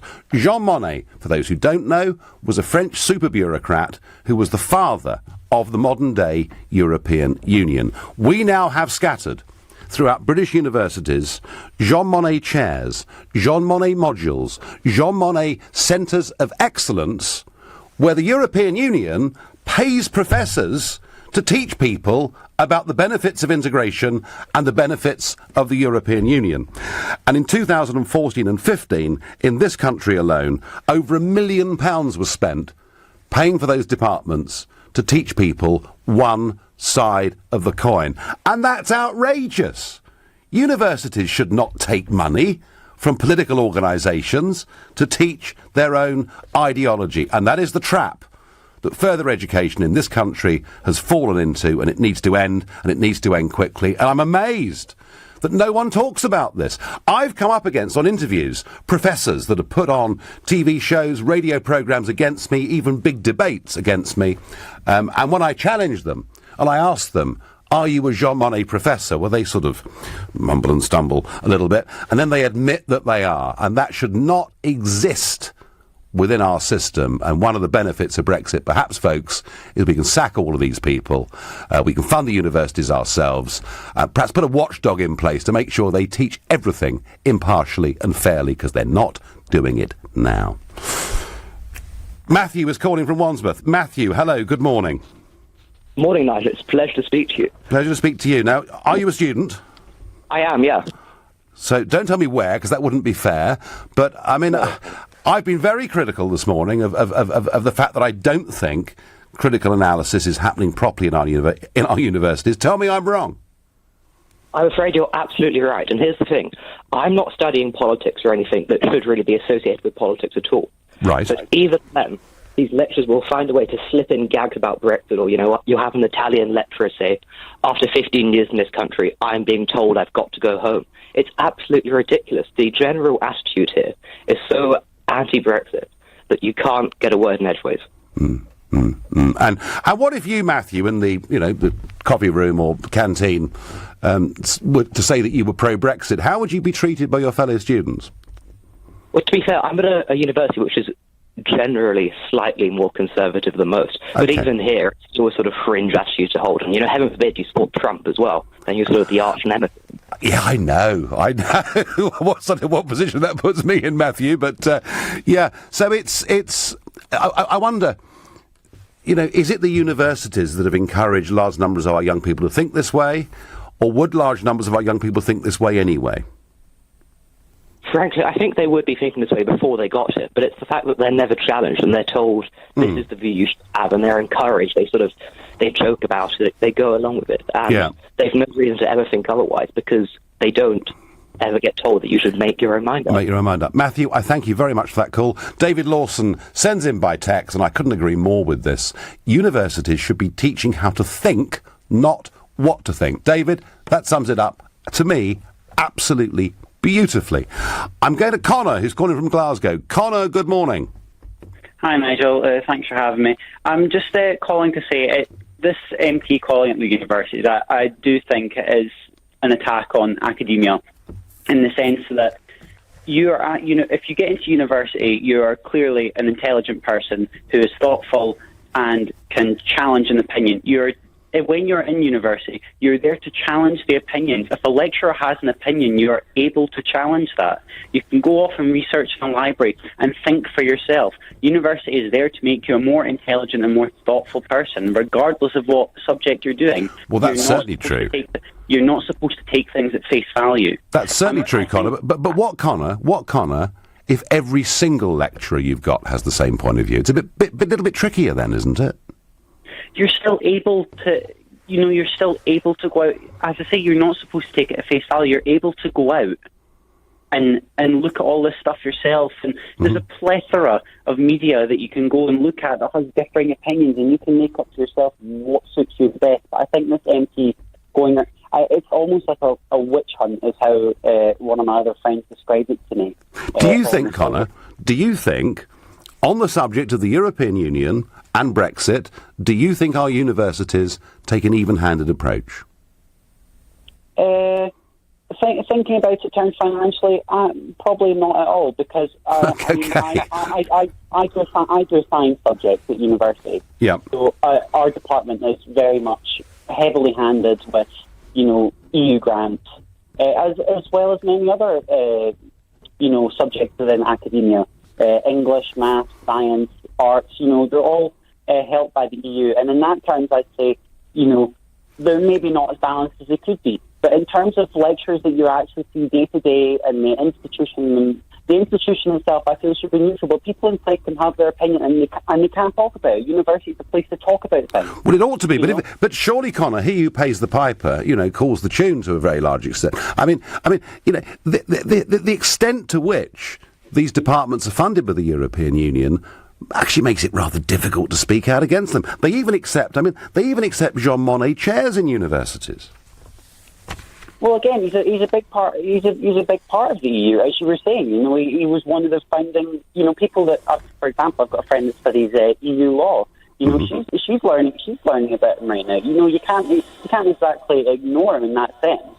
No, you can't ignore him, but you should. In the fact that he founded it, but then again, you can't just ignore him for what benefits it may or may not have had. And even though they may be teaching the benefits, I would like to think they are teaching the disadvantages as well. Because, as you say, university is a place for free thinking. It's a place for free, and they should be. No, they should be. They should be. But Connor, you do agree with me that at the moment they're not teaching things in an even-handed way. Well, I can't exactly say that because I've not witnessed it throughout an entire country's worth of universities. Okay, all right. No, Connor, thank you. I know. I was listening to the referendum to, our science faculties couldn't exist at our universities without EU funding. That is where future science and development will come from. How on earth Newton and Darwin managed before the European Union is beyond me. I'm going to ask Scott from Wigan what he thinks about the state of our universities. Are they fair? Are they balanced? Are they even on the subject of Brexit? Hi, Nigel. Am I on? You are. Good morning. Hi, Nigel, thanks. Yeah, I mean, I just want to give my own personal experience. I was in university when the referendum was taking place, and what I found is that a lot of the Remainers were very loud, very kind of boisterous about their actual opinion. And the Leavers, I mean, my group of friends, I couldn't really tell who wants to leave and who wants to remain until you kind of go to the pub and you have a proper conversation about it. And you find that the Leavers are very quiet and they don't really like to say, you know, whether their opinion on leaving, because they're scared about being bullied by the left, because they just don't want to be kind of slated for it. That's what I found. But on university lecturers as well, I remember 3 distinct lecturers kind of like preaching to us on the fact that we need to vote Remain, and that's the reason I called up today, just to kind of say that that is valid.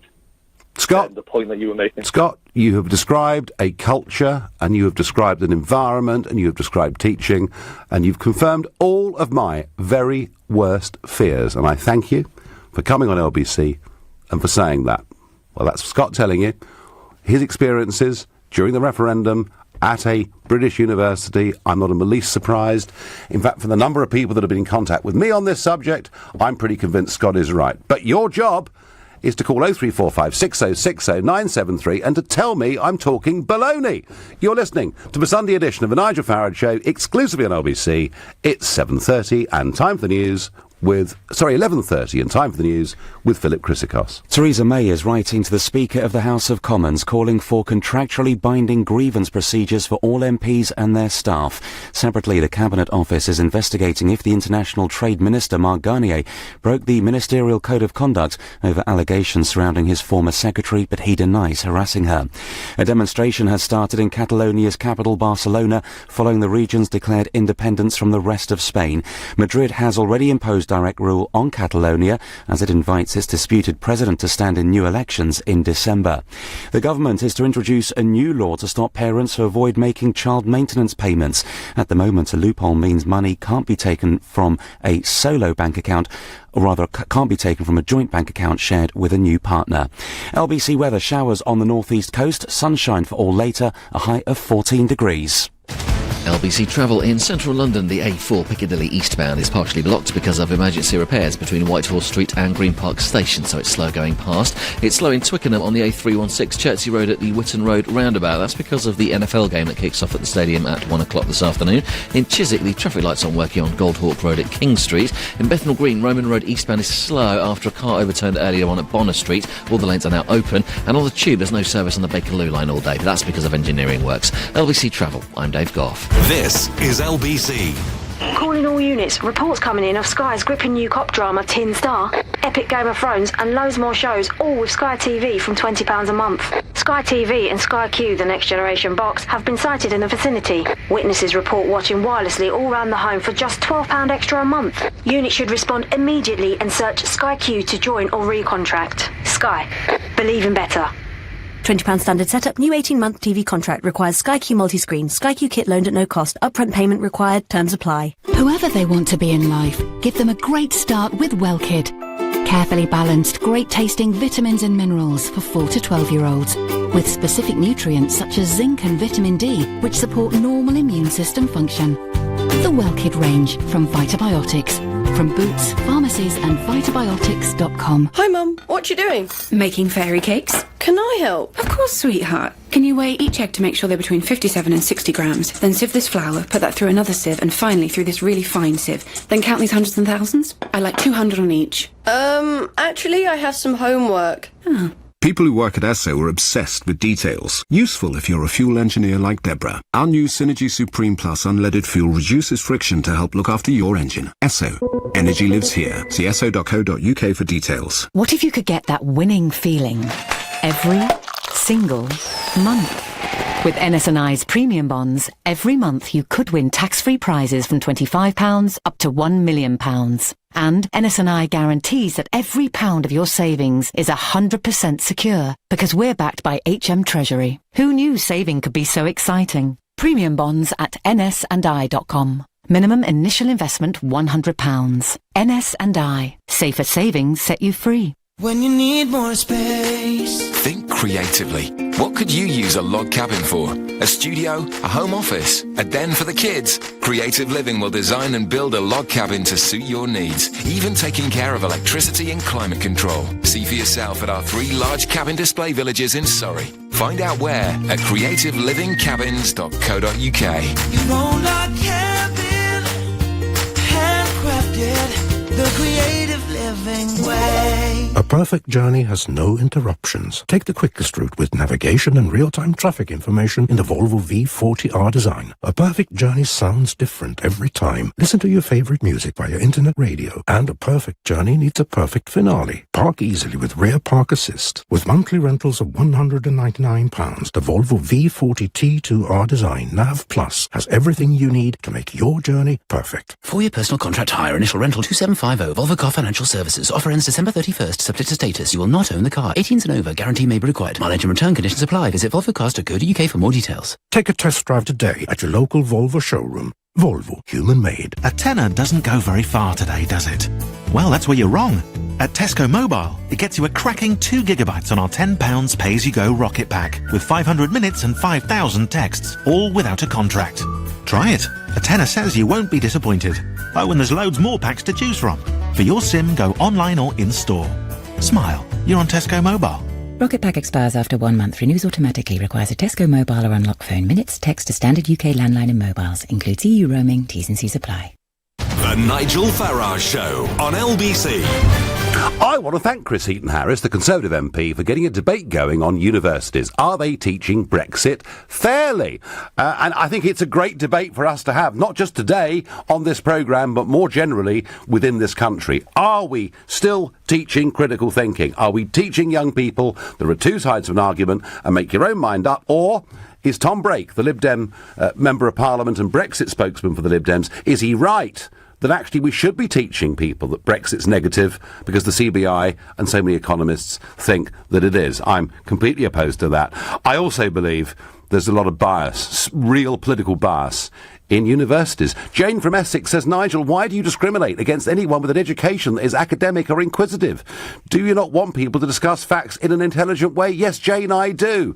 Let me give you some of my experiences of British universities as leader of UKIP, a legitimate, lawful political party that won the European elections in 2014 and got 4 million votes in the general election in 2015. These were my experiences. With the University of East Anglia, we found that an senior elected UKIP official was banned from speaking on campus because students had said they felt intimidated and degraded for the presence of UKIP there. It was very clear that at Derby there was a no-platform policy for UKIP. That happened in November 2012. And it got worse than that. In fact, the university themselves said at Derby that students had a right to feel safe while studying on campus. Nottingham Trent University students were banned from starting a UKIP society. At Brighton Pavilion, the UKIP candidate was pelted. Well, maybe that's fair enough. And perhaps worst of all, and this is not so much at the universities, it's perhaps talking about students themselves and how they're organising and mobilising, that the National Union of Students voted in 2014. They announced their opposition to UKIP as a party, but would not condemn ISIS. Begin to ask yourself, if the National Union of Students have got into that situation, what on earth is going on? So I'm not saying it's just the universities. For some reason, youngsters in this country have a very negative view of Brexit, a very negative view, particularly of UKIP, whilst across the whole of the rest of the continent, every single Sunday, whether it's the Czech Republic or the Austrian elections, we see vast swathes of young people voting for protest parties of the left, the centre and the right. Aaron is calling me from Glastonbury. Aaron, good morning. Hello, Nigel. What is your experience of university bias or otherwise? Well, this is what I kind of wanted to say, because I think it's very interesting. I think the study that's been going on that you've been talking about is a very interesting test of Brexit in the UK. But I think, if I'm honest, it's when you get to university, people are already ready to think critically. They're already encouraged to kind of oppose opinions. I think really where the problem is lying I think maybe part of the reason why so many young people in the UK are against Brexit is because of secondary schools, and I think that's maybe where we maybe wanting to look more so than universities, because I think it's from my experiences, I've been in classrooms full of 15, 16-year-olds where we've literally been told that Brexit is unthinkable, and obviously I'm 19 now, so this will be years before the referendum, that even a referendum on Brexit would have been completely unthinkable, and a Brexit vote would just be completely unimaginable and completely off the cards. So I think, if I'm honest, universities, I'm not saying there isn't bias at universities, and I'm not saying that if there is, it's unimportant, but secondary school, I wanted to kind of ask you as well, do you really think that university students are that impressionable to adopt the opinions of their lecturers, or do you think? No, I think, and we had Connor on the phone from Glasgow earlier saying, look, young people are more than capable of challenging what a lecturer or professor says to them, and that's true. But if every single lecturer says one way, and if the whole atmosphere of the place is one way, it starts to be, and if you're abused for daring to question it, then it becomes more difficult. And I think your telephone call is very interesting, because I think, and I've said this already on this programme, but I think by the time people get to university, many of them are of this mindset already. Absolutely. And what university does, frankly, is to confirm that. I can give you, Aaron, an example of a young man.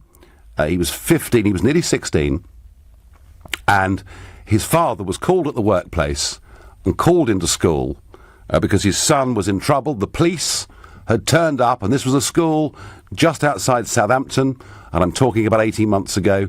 The police had been called, and so the father, and I've subsequently met the student and the father was called in thinking, crikey, what on earth? What has my son done that the police have been called? And so he turned up to be told that his son had been looking during the lunch hour in the school computer room, sort of adjunct to the library, looking at inappropriate material online. So, again, the father thinks, gosh, is he supporting ISIS? Is he involved in some criminal network? No. The son had been looking at UKIP's website during his lunch hour, and some of the attached comment streams that had gone with that, and for that, just 2.5 years ago, the police were called. So I think, and I think so, Aaron. I think you're right. I think you're onto something. I do know that EU propaganda gets pumped out through even as early as primary school. Where packs have been going to the schools over the last few years, saying things like, "There used to be horrible world wars in Europe, but now we've got the European Union, this can never happen again." So, Aaron, I thank you for your call, and I think that's a very important part of this whole jigsaw. Martin is calling from Epsom. Martin, good morning. What's your experience? Good morning, Nigel. First of all, I have to point out I voted Remain, but I have absolutely no love for the NUS either. So that's aside. During the referendum, students at my university organised a big debate with our local MP, with the candidates from all different parties.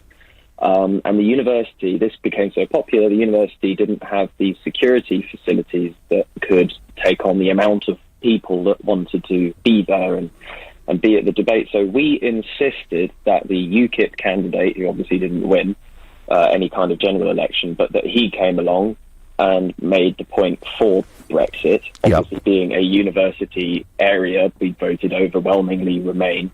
But still, the UKIP candidate, we insisted that they come along, and hundreds and hundreds and hundreds of students came along. It was a big thing. We held it in the local cathedral.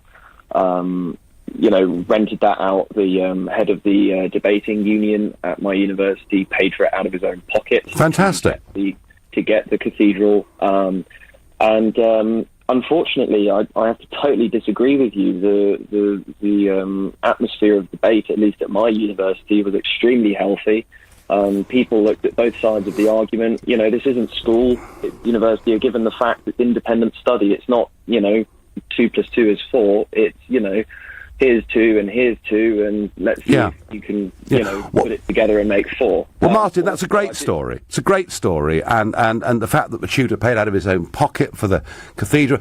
You've just told me a fantastic story. That is exactly how argument and debate within schools and universities, I'm going to add schools in after that last phone call, that's exactly how it should work. So I'm very happy to hear your phone call, but Martin, I'm hearing many people from other universities where UKIP candidates are being banned from speaking. That can't be right, can it? Personally, I do take some issue with that. I also think that they're under no kind of legal obligation to do that. I think that, I deeply, deeply, deeply disagree with people like yourself. But I think the only way we're ever going to get rid of that sort of mindset is by challenging it and openly debating and fairly debating that and making the case for liberal politics. But specifically with the newspaper article about Chris Heaton-Harris, well, you know who else had a list of names, right? That was Joseph Stalin. There is an echo of that. No way am I comparing. Well, I think Stalin would be very proud of Jean Monnet chairs in universities funded by the European Union. I mean, would you support the principle of Jean Monnet chairs, Martin? I studied German at university, right? So it was heavily European politics all over. All of my lecturers were obviously fairly left-wing, especially economically. Why obviously? And politically. That's a very good question. But it is a good question. I'm asking whether, you see, what I'm asking, Martin, is whether our young people, through school and university, are being given an even-handed assessment of the way the world is, encouraged to see both points of view, and then told, through critical thought, you make your own mind up. And you just said to me, obviously, most of them were left-wing. There's something wrong with that, isn't there? I think statistically, if you were to come up with some sort of visual graph, as the academic qualifications go up, so bachelor, GCSEs, A-levels, bachelors, PhDs, professorships, I think as those go up, you would probably see a trend of leaning further to the left. Now, but I was fully capable of challenging my lecturer whenever he said something like. Something pro-Corbyn, for example, and I'm absolutely not. And there was an absolute atmosphere of fair debate there because, just because someone says, this is wrong and that's wrong, I'm saying, yes, it is wrong, but it can be fixed in other ways. And challenged. There's absolutely no silencing. And, I would never vote for Corbyn and I would never vote for Theresa May. But Martin, you're very good at making your own mind up. You've also had the benefit of a university education where Brexit clearly was handled correctly as an issue. There are many who don't share that experience. I fear, that's my view, challenge me if you think I'm wrong. You're listening to the Sunday edition of the Nigel Farage Show, exclusively on LBC. It's 11:46. Coming up at 12 on LBC, Majid Nawaz. Downing Street officials revealed that the Prime Minister gets weekly updates about the sexual indiscretions of Conservative MPs. When is it right to name and shame those accused of sexual harassment? Majid Nawaz on LBC. What if you could get that winning feeling every single month? With NS&I's premium bonds, every month you could win tax-free prizes from £25 up to £1 million. And NS&I guarantees that every pound of your savings is 100% secure because we're backed by HM Treasury. Who knew saving could be so exciting? Premium bonds at nsandi.com. Minimum initial investment £100. NS&I. Safer savings set you free. At Homebase, come challenge us on quality. Our kitchens have a lifetime guarantee on the cabinets for as long as you live in your home. So book your design appointment today and put our kitchens to the test. Homebase. Always low prices. So, what can you do in your lunch hour? Eat your lunch, obviously. Do a bit of social networking. Text your partner asking what should we have for tea. Or you could sell your car. Yep, selling your car with WeBuyAnyCar.com is so quick, the average drive time to a branch is less than 15 minutes. You could have sold your car before everyone else has made it back to their desks. Quick, enter your reg number now at WeBuyAnyCar.com. Admin fee may apply. For more information, see WeBuyAnyCar.com/info. It's a kind of magic. It's sale time at Furniture Village and everything's reduced. There are irresistible savings on a huge range of sofas, dining tables and beds, including all our famous brands. Order now to make your home magic in time for Christmas. Extra offers end Sunday. The big red building on Golders Green Road. At Gold's Menswear, big men can choose from a huge range of top designer suits, jackets, blazers and trousers. They can fit anyone. Extra tall, short, portly and king size up to 70-inch chest. All with savings of up to 75% off RRP. Gold's also offer an alteration service while you wait. Plus Loken Barker shoes too. Open Sunday to Wednesday till 6, Thursdays till late, half day Friday. The big red building on Golders Green Road. Yopa! Hello? Where am I? Are you trapped in an infinite quantum loop of ever-changing parallel universes? No? Wonderful. Then why not use Yopa to sell your home? With Yopa, you get your own dedicated local estate agent using the latest technology to give you a totally personal service. And all for a low fixed fee from £839. You'd need a pretty good reason not to. Help me! Book a free valuation of your home at yopa.co.uk. Yopa! Seriously, why not? Higher London fee, terms apply. Eating some crisps, watching Sky One. Crisps are proper telly food. No plates, no cutlery, no table. They even come in their own tidy little bag. Just lick your fingers before touching the remote. Love my crisps. Almost as much as I love telly. Crispy one, Sky One. In England, some constituencies have a lot more electors in them than other constituencies. Boundaries are changing to make parliamentary constituencies more equal.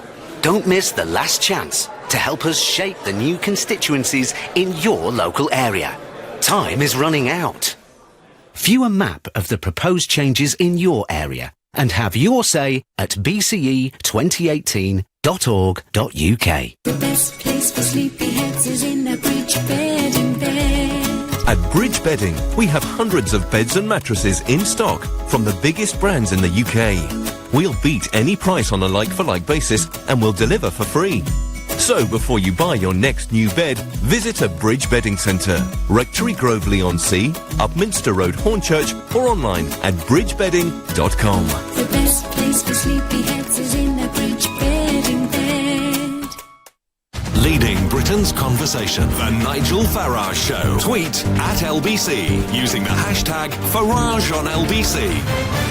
Do our schools and universities teach our younger people about Brexit in a fair, even and balanced way? Or is it, as Tom Brake, Lib Dem MP, suggested earlier on in this hour, perfectly reasonable to teach a negative view of Brexit because the CBI and so many economists think it could be a bad thing?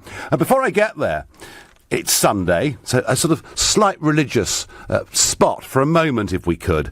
A church in Leicestershire that has got, I won't say exactly where, but a church in Leicestershire that's got a new vicar has decided that for its annual Remembrance Day service, which has been going on in that church for over a century, that one of the fixtures of that service has always been the hymn, Onward, Christian Soldiers. You all know it. You've all sung it, I guess, at some point in your life out there, or most of you will. The vicar has decided that he's going to drop that particular hymn for fear that it might cause offence to non-Christians. Well, I'll tell you what, mate, just sell the church off, turn it into a local hotel, and give up on the Church of England completely. You know, I can't see the point of being a vicar in the Church of England unless you believe in Christianity and believe in your message, whilst tolerating all other forms of religion and different people. But this kind of aggressive secularism that is moving through our country, that is intimidating young vicars like this, and frankly, he ought to stand firm. Other religions do, in defence of what they believe in. Back to this issue. Is the EU, through its money and its Monet professorships and everything else, twisting our universities into being places that are not teaching young people genuine critical analysis, that there are two sides to an argument and they ought to make their own minds up? Jordan is calling me from Brixton. Jordan, good morning.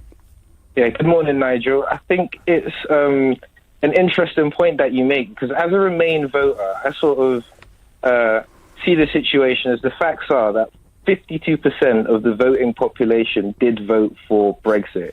Yep. So I don't agree with the idea that it's possible that 52% of the voting population could make their mind up purely based on ignorance and misinformation. So you've got to sort of recognize the fact that there is a shared sort of political argument or ideology there, that we then, as a democratic society, have the we have to explore unbiasedly. You know, so I think it's ironic that universities can play the sort of censorship card when questioned about the way they're teaching these topics that have, you know, a bit of political relevance, you know, today. And if it's true that they're creating an atmosphere where some students can't confidently express their views that might be anti-Europe, then, you know, it sort of draws parallels to, you know, sort of North Korean education, where they teach a political rhetoric about the supreme leader at the same time they teach their students. It's not really, it doesn't really fit British ideals in the way that... So Jordan, do you suspect something is wrong with the universities on this? Oh yeah, definitely. But I think it's endemic of a society where money buys political influence anyway. We see it through every level of society. Yep. So the fact that the EU are playing the exact same game, they're playing the game that we taught them to play. Well, they're playing it very well, Jordan, because they seem to have bought off virtually every vice-chancellor in the country. No, Jordan, listen, as a Remain voter, you've given a very even-handed approach to that, and it's a very, very good phone call. And I have to say that one of the benefits of Brexit is that our universities will not be receiving any money from the European Union. We can close down Jean Monnet scholarships, and we can make sure, I hope, that our universities get back to that great global tradition that they had. You know, we're supposed to have some of the greatest universities in the world, but they can't be great if they're not prepared to give one side of an argument an even hand. Jordan, great call there from Brixton. Barbara says, trying to brainwash students into voting one way is not only abuse of the lecturer's position, it's also interfering with the electoral process. If universities have been doing this, perhaps consideration needs to be given to raising the voting age to protect students from being used in this way. Wow, Barbara, that's radical, because all around me there are people saying we should reduce the voting age to 16, or is it 14, or I can't remember. But they're all talking about reducing the voting age. Your point is a very interesting one. I think it'll probably have a few people listening to this programme screaming at the radio, but nonetheless, we've made it. Marion is calling me from Finchley. Marion, good morning. Good morning, Nigel. Pleasure to talk to you. I'm a Brexiteer, so is my husband. He's an immigrant, and we both have studied what the European Union's been doing for decades. We certainly didn't vote on June the 23rd out of ignorance. I'm looking forward to Independence Day being declared as soon as possible on June the 23rd, and a bank holiday maybe. Anyway, my point is, universities, of course, should be absolutely neutral in the way they present ideas so that students make up their own minds. But the people who've been ringing who are saying that students are not impressionable, they will make up their own minds, have they looked back at the 1930s when Philby, Maclean, Burgess, Anthony Blunt, later Sir Anthony Blunt, were all recruited at Cambridge, and many others that we will never know about? And the lecturers were totally committed KGB agents, and they recruited these young men who most certainly came from educated, privileged backgrounds, and they were all recruited to be KGB agents. Marion, they were. It's a long time ago, but they were. I wouldn't wish to draw any direct parallels between then and now. But listen, the point you make is an interesting one, that actually not all, but many young people are pretty impressionable. Thank you, Marion. As for Independence Day, who knows? Perhaps the Catalans will beat us to it. Who's to say? Given the time our government is taking with the Brexit process. And I've got time for one last caller this morning, and it's Tony, who's calling from Wimbledon. Good morning, Tony. Hey, Nigel. Good morning. So what do you think? Am I right to assert that the universities are not being even-handed in teaching our young people that on Brexit there are two very clear points of view, and that the individual should make their own minds up? I think asking the individual to make their minds up is absolutely the right thing to do. I think where I have an issue is when you make that assertion, because is that based on fact? I mean, can I ask you, do you have information that says not anecdotal. Do you have facts? Yes, Tony, I have 21 Vice-Chancellors coming out without even referring to their boards and saying, vote Remain. I have the fact that the EUs are not just funded by the European Union, but they've set up Jean Monnet chairs throughout British universities. Yes, Tony, it is based on fact. Tony, I thank you. I'm afraid we've run out of time. It is based on fact, and yeah, sure, I'm sure there are some universities where there's an even-handed approach, but I thought the approach of Tom Brake, the Liberal Democrat MP and Brexit spokesman, said it's fair for universities to be negative about Brexit because of the economics. For me, frankly, said it all. You've been listening to the Nigel Farage Show here on LBC. I'm back tomorrow evening from 7. Coming up at 3 o'clock, it's Alex Salmond, but up next, it's Majid Nawaz. Thank you, Nigel. Coming up, 4 MPs are pulled out of a Commons event with an Islamist lobby group accused of dismissing terrorism and promoting hostility towards Jews. But 2 Labour MPs remain as hosts. When is it acceptable to talk to extremists? Before that, prisoners are to be granted the vote in a move that will raise fresh questions about the government's approach to law and order. Do convicted criminals deserve the vote? But first, Theresa May was caught up in the Westminster sexual harassment scandal, and that's as Downing Street officials reveal that the Prime Minister gets weekly updates about the sexual indiscretions of Conservative MPs. But she's allowed ministers accused of wrongdoing to remain serving in her cabinet. When is it right to name and shame those accused of sexual harassment?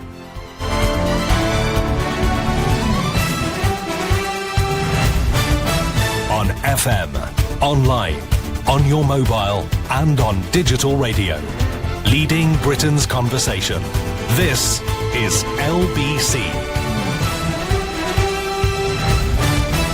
From Global's newsroom at 12 o'clock, Theresa May is writing to the House of Commons Speaker about dealing with mounting claims of abuse at Westminster. The Prime Minister is also calling for a new contractually binding grievance procedure for all MPs and their staff. Shadow Communities Minister Andrew Glynn says action is needed. If we are making the laws against some of these things, we need to make sure that we ourselves uphold those laws and those standards. And I am quite frankly appalled by some of the stories that I've read today. Separately, the Cabinet Office is investigating a senior Conservative MP over claims he sexually harassed his former secretary. International Trade Minister Marc Garnier denies harassing her, but admits what he describes as good-humoured hijinks. In other headlines this hour, a demonstration has begun on the streets of Catalonia's capital as the region's declaration to leave Spain intensifies. Its disputed president, Carles Puigdemont, is urging his people to oppose Madrid's direct rule peacefully. Simon Hunter, the editor of the English version of the Spanish newspaper El País, believes the crisis could escalate further. A core group of the regional government are planning to go to work on Monday as if nothing had happened. And that could be really interesting because they have been removed from those roles. They shouldn't be going to work. They shouldn't be going to access the public buildings. Heathrow Airport has begun an investigation after an unencrypted USB memory stick was found on a street in West London containing security information. Documents reportedly include CCTV locations, ID pass levels, and the ultrasound radar system used to scan Heathrow's runways and perimeter fences. It's reported prisoners on day release and those jailed for less than a year will be allowed to vote. The Sunday Times says the Justice Secretary has decided to end the existing ban. Former prisoner Mark Johnson, who now helps reduce reoffending, has told LBC he welcomes the decision. It's an important gesture that actually on re-entry we say to people, this is how society makes decisions non-violently. It's more of a gesture than any kind of rehabilitative tool. Police in England and Wales say they're recording more than 150 online crimes every day. In the year to the end of June, forces registered more than 55,000 offences, including harassment and blackmail. Those numbers suggest web-related crimes being logged are at a rate of 1 every 10 minutes. A gym where the equipment is made from melted-down knives seized by police has opened in East London. A charity hopes it will encourage young people in Poplar to move away from crime and into fitness. LBC weather, showers on the northeast coast this afternoon, sunshine for all to come, a high of 14 degrees. From Global's newsroom for LBC, I'm Philip Chrysikos. The world of work changes fast, but with the right skills, you can really get ahead. Skills like creativity. When starting your career, you bring a fresh perspective, so you might spot a way to improve something that others haven't. Even redesigning a report needs creative thinking, so have a clear goal and think freely about how you could achieve it. To make sure you have the right skills to succeed in today's workplace, search Barclays Life Skills. Barclays, let's go forward. LBC Travel, the M4 eastbound is slow because of an accident between Junction 4 for the Heathrow Spur and Junction 3 for Hayes. It's now on the hard shoulder. In Burnt Oak, the A5 Broadway is blocked southbound between North Road and Stag Lane. That's because a bus has broken down. In central London, the A4 Piccadilly eastbound is partially blocked because of emergency repairs between Whitehall Street and Green Park Station, so it's slow on the way past. It's slow in Twickenham on the A316 Chertsey Road at the Whitton Road roundabout. That's because of the NFL game that kicks off at 1 o'clock. And on the Tube, there's no service on the Bakerloo line all day. That's because of engineering works. LBC Travel, I'm Dave Goff. This is LBC from Global, leading Britain's conversation with Majid Nawaz.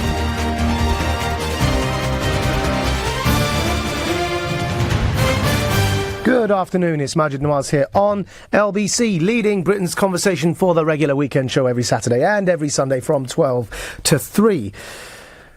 The topic of sexual harassment only seems to keep on growing currently in the news. Theresa May's been caught up in the Westminster version of the topic of sexual harassment, and that's the scandal involving the fact that apparently the Prime Minister is briefed on a weekly basis by Gavin Williamson, given a regular briefing on the misdemeanours of her own members of Parliament.